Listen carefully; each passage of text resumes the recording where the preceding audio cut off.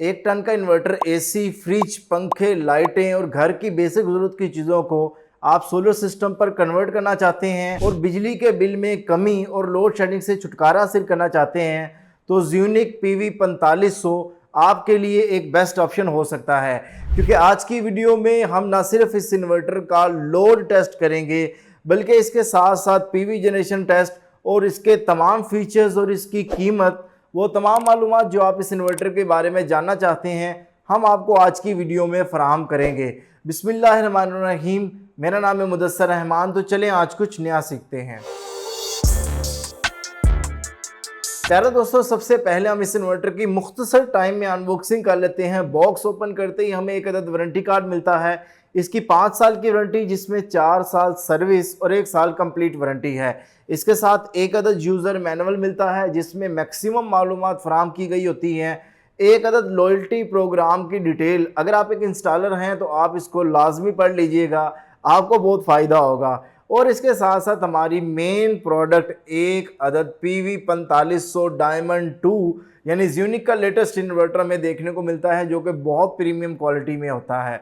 तो मुख्तसर टाइम में अनबॉक्सिंग का मतलब ये होता है कि हम आपको मैक्सिमम फीचर्स जो हैं वो आपको बता सकें। प्यारे दोस्तों, सबसे पहले मैं इसका लोड टेस्ट करके आपको दिखाता हूँ और आपको ये बताता हूँ कि आप इस पर मैक्सिमम कितना लोड चला सकते हैं। तो इस इन्वर्टर पर मैंने आहिस्ता आहिस्ता लोड डालना शुरू कर दिया है, बट मेरा टारगेट ये है कि मैं ये देखूं कि ये इन्वर्टर मैक्सिमम कितना लोड चला सकता है। तो अभी आपके सामने स्क्रीन पे ये इन्वर्टर जो है 2.8 किलोवाट 3 kVA के करीब 3 kVA 2.8 किलोवाट के करीब ये इन्वर्टर लोड चला रहा है।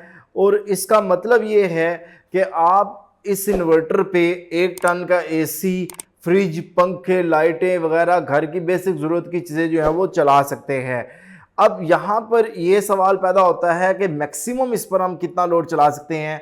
तो आपको बताता जाऊँ कि मैंने जैसे ही इस पर 2.8 किलोवाट 3 kVA से ज़्यादा लोड इस पर मैंने चलाया है तो इस पर 07 का कोड आ गया है, यानी 3.5 किलोवाट तक वैसे मैंने लोड इस पर चलाया है, लेकिन 07 का कोड आने का मतलब ये है कि आप इस इन्वर्टर को 2.8 किलोवाट से ज़्यादा इस पर लोड नहीं चला सकते। बट मेरी रिकमेंडेशन हमेशा से ये होती है कि जितनी कैपेसिटी इन्वर्टर आपको फराहम कर रहा है, आप कोशिश करें उससे थोड़ा कम पर उसको चलाएं, ताकि इन्वर्टर आपको मैक्सिमम लाइफ फराहम कर सके और उसमें फॉल्ट रेशो कम से कम हो। यानी आप 2500 वाट तक अगर आपका लोड है तो आप इस इन्वर्टर का इंतखाब कर सकते हैं। ये एक बेस्ट ऑप्शन आपके लिए हो सकता है। प्यारे दोस्तों, मैं अब इसकी PV जनरेशन का जो टेस्ट है वो भी अभी आपको दिखा दूं।